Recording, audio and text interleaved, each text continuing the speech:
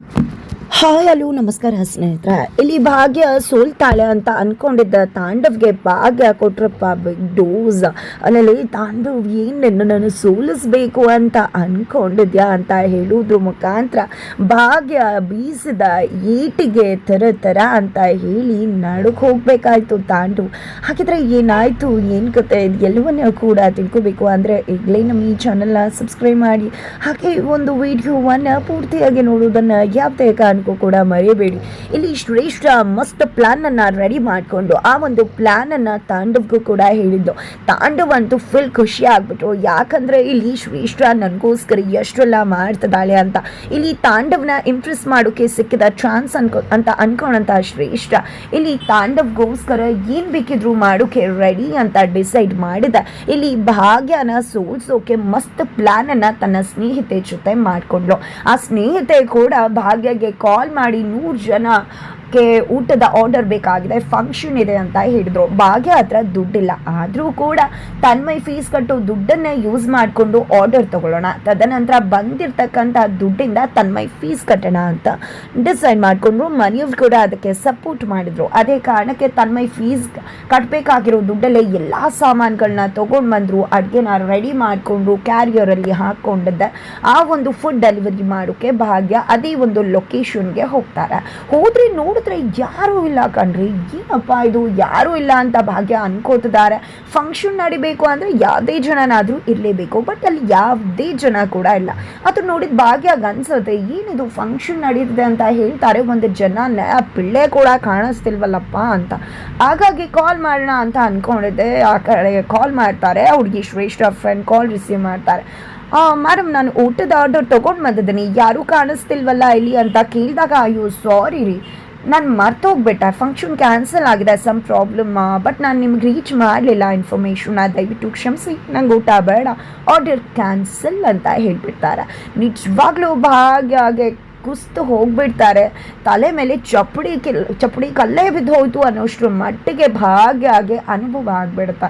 ತಲೆ ಮೇಲೆ ಕೈ ಹಾಕೊಂಡು ಕುತ್ಕೊಂಡೇ ಬಿಡ್ತಾರೆ. ಅದನ್ನೆಲ್ಲ ನೋಡಿದ ಶ್ರೇಷ್ಠ ಫ್ರೆಂಡ್ ಅದನ್ನೆಲ್ಲಾನು ಕೂಡ ಲೈವ್ ರೆಕಾರ್ಡ್ ಮಾಡೋದ್ರ ಮುಖಾಂತರ ಅಲ್ಲಿ ಶ್ರೇಷ್ಠಗೆ ತೋರಿಸ್ತಿದ್ರೆ ಆ ಒಂದು ವಿಡಿಯೋನ ನೋಡಿಕೊಂಡು ತಾಂಡವ್ ಶ್ರೇಷ್ಠ ಫುಲ್ ಖುಷಿ ಪಡ್ತಿದ್ದಾರೆ. ನಿಜವಾಗ್ಲೂ ಎಷ್ಟು ಮಟ್ಟಿಗೆ ಅವರಿಬ್ರು ಸಂಭ್ರಮಿಸಿ ಸೆಲೆಬ್ರೇಟ್ ಮಾಡ್ತಿದ್ದಾರೆ ಅಂದರೆ ಇಲ್ಲಿ ಭಾಗ್ಯ ಕಣ್ಣೀರು ಮತ್ಯಾರಿಗೂ ನಿಜವಾಗ್ಲೂ ಹನಿ ಆಗ್ತದೆ ಅಂತಾನೆ ಹೇಳ್ಬೋದು. ಈಗ ಇನ್ನೇನು ಮಾಡೋದು, ಶ್ರೇಷ್ಠಗೆ ಥ್ಯಾಂಕ್ಸ್ ಹೇಳಿದಂಥ ತಾಂಡವ್ ಸ್ಕೂಲ್ಗೆ ಮಸ್ತಾಗಿ ಎಂಟ್ರಿ ಕೊಡ್ತಾರೆ ಫೀಸ್ ಕಟ್ಟಬೇಕು ಅಂತ.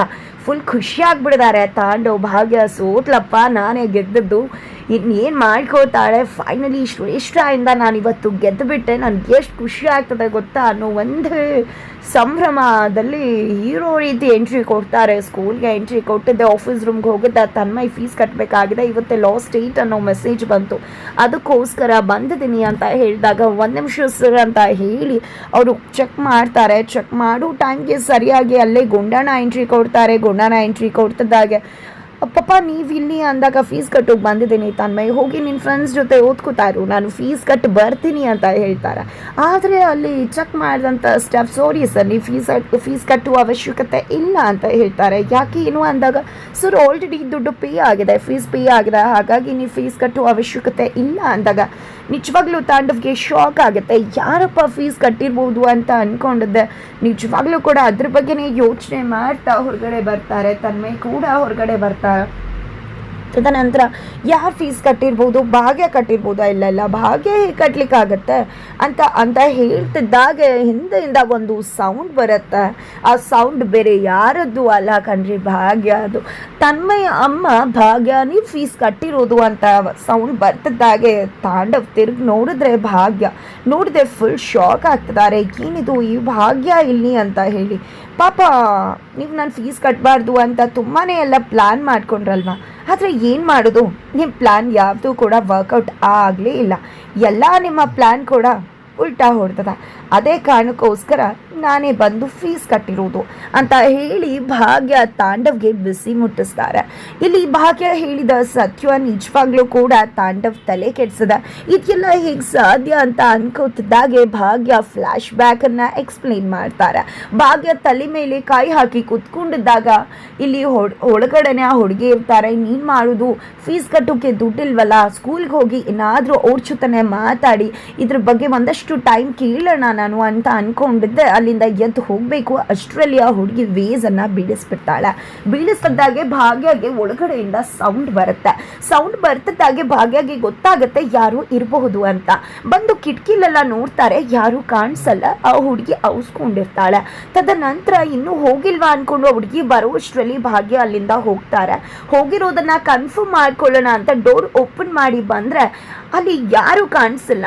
ಹೋದ್ಲು ಅನ್ಸುತ್ತೆ ಅನ್ಕೋತಿದ್ದಾಗೆ ಭಾಗ್ಯ ಹೋದ್ಲಾ ಅನ್ನೋ ಧ್ವನಿ ಬರುತ್ತೆ. ಹೋದ್ಲು ಭಾಗ್ಯ ಅಂತ ಹೇಳಿ ಹುಡುಗಿ ಹೇಳ್ತಿದ್ದಾಗೆ ಶಾಕ್ ಆಗ್ತಾಳೆ. ಅವಳು ಯಾರ ಧ್ವನಿ ಇರ್ಬೋದು, ಯಾರು ಈ ರೀತಿ ಕೇಳಿದ್ವು ಅಂತ ತಿರುಗಿ ನೋಡಿದ್ರೆ ರೆಬಲ್ ಭಾಗ್ಯ ಕಾಳಿ ಅವತಾರನೇ ತಾಳಿದ್ದಾರೆ. ಯಾಕೆ ಈ ರೀತಿ ಮಾಡಿದ್ರೆ, ಯಾಕೆ ಏನು ಅನ್ನೋ ಒಂದೇ ಪ್ರಶ್ನೆಗೆ ಇಲ್ಲಿ ಆ ಹುಡುಗಿ ತತ್ತರಿಸಿ ಹೋಗಿದೆ. ಎಲ್ಲ ಸತ್ಯನೂ ಕೂಡ ಹೇಳೇ ಬಿಡ್ತಾರೆ.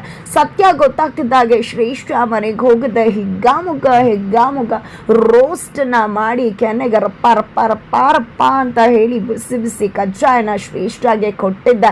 ಈ ಕಡೆ ಅವಳ ಬ್ಯಾಗಿಂದ ದುಡ್ಡನ್ನ ತಗೊಂಡಿದ್ದೆ. ಇದು ನಾನು ಅಡುಗೆ ಮಾಡಿರೋ ದುಡ್ಡು ಅಂತ ಹೇಳಿ ಅಲ್ಲಿಂದ ಭಾಗ್ಯ ಬಂದು ಇಲ್ಲಿ ಫೀಸ್ ಕಟ್ಟಿರ್ತಾರೆ. ಇದೇ ವಿಷಯನ ತಾಂಡವ್ ಕೇಳಿಸ್ಕೊತಿದ್ದಾಗೆ ಶ್ರೇಷ್ಠಗೆ ಹೊಡಿತೀಯ ನೀನು ಅಂದಾಗ, ಯಾಕೆ ಮಾಡಿರೋ ಕೆಲಸಕ್ಕೆ ಇನ್ನೇನು ಮಾಡಬೇಕು ಪಾಪ, ನೀವು ನನ್ನನ್ನು ಸೋಲಿಸ್ಬೇಕು ಅಂತ ಎಷ್ಟೆಲ್ಲ ಮಾಡ್ತಿದ್ರ, ಬಟ್ ಅದು ಸಾಧ್ಯ ಇಲ್ಲ ಕಣ್ರಿ ಅಂತ ಹೇಳ್ತಾರೆ. ಜೊತೆಗೆ ನನ್ನ ಹೆಂಡತಿಗೆ ಹೊಡಿತೀಯ ಅಂತ ಕೇಳ್ತಿದ್ರಲ್ಲ, ಇದೇನು ಫಸ್ಟ್ ಟೈಮ್ ಅಲ್ಲ ಶ್ರೇಷ್ಠಗೆ ಹೊಡೆಯೋದು, ಬೇಕಾದಷ್ಟು ಸತಿ ನನ್ನ ಹತ್ರ ಒದೆ ತಿಂದಿದ್ದಾಳವಳು ಅಂತ ಕೂಡ ಹೇಳ್ತಾರೆ. ಏನು ಒಮ್ಮೆ ಗೆದ್ದೆ ಅಂತ ಬೀಗಬೇಡ ನೀನು ಅಂತ ತಾಂಡವ್ ಮೀಸೆ ಮಣ್ಣಗೆ ಬಿದ್ರು ಮಣ್ಣಾಗಿಲ್ಲ ಅನ್ನೋ ಜಾತಿಗೆ ಸೇರಿದವ್ರ ಥರ ಮಾತನಾಡ್ತಾರ. ಇಲ್ಲಿ ಭಾಗ್ಯ ಪಾಪ ಒಂದೇ ಸತಿ ಗೆದ್ದಿರೋದ, ಕೌಂಟ್ ಹಾಕೊಳ್ರಿ ನಾನು ಎಷ್ಟು ಸತಿ ಗೆದ್ದಿದ್ದೀನಿ ಅಂತ ಮಿಸ್ಟರ್ ತಾಂಡವ್ ಗೊತ್ತಾಗತ್ತಾ. ನಿಜ ಹೇಳಬೇಕು ಅಂದರೆ ನಿಮ್ಮ ಹೆಂಡತಿ ಶ್ರೇಷ್ಠಗೆ ಥ್ಯಾಂಕ್ಸ್ ಹೇಳಬೇಕು, ನನ್ನ ಥ್ಯಾಂಕ್ಸನ್ನು ತಲುಪಿಸ್ಬಿಡಿ. ಎರಡು ಕಾರಣ ಅದ, ನಾನು ಅಡುಗೆ ಮಾಡುವಾಗ ಆಗಿದ್ದೆ ಅವಳಿಂದ, ಜೊತೆಗೆ ಮತ್ತೊಂದು ಇವತ್ತು ಅಡುಗೆನ ಅನಾಥ ಮಕ್ಕಳು ತಿಂತಿದ್ದಾರೆ, ಅದಕ್ಕೆಲ್ಲ ಕಾರಣ ಅವಳೇ ತಾನೆ. ನಿಜವಾಗ್ಲೂ ಹೇಳಬೇಕು ಅಂದರೆ ಅವಳಿಗೆ ಥ್ಯಾಂಕ್ಸ್ ತಲುಪಿಸ್ಲೇಬೇಕಾಗಿದೆ. ನಿಜ ಹೇಳಬೇಕು ಅಂದರೆ ಒಳ್ಳೆ ಊಟ ತಿನ್ನೋಕ್ಕೂ ಪುಣ್ಯ ಮಾಡಬೇಕಲ್ವೇನ್ರಿ ಅಂತ ಹೇಳಿ ನೀವು ಯಾವುದೇ ಕಾರಣಕ್ಕೂ ಯಾವತ್ತು ಯಾವುದೇ ಚಕ್ರವ್ಯೂಹನ ರಚಿಸಿ ನನ್ನ ಸೋಲ್ಸೋಕೆ ಟ್ರೈ ಮಾಡಿದ್ರು ಗೆಲ್ಲೋದು ನಾನೇ ಆಗಿರ್ತೀನಿ.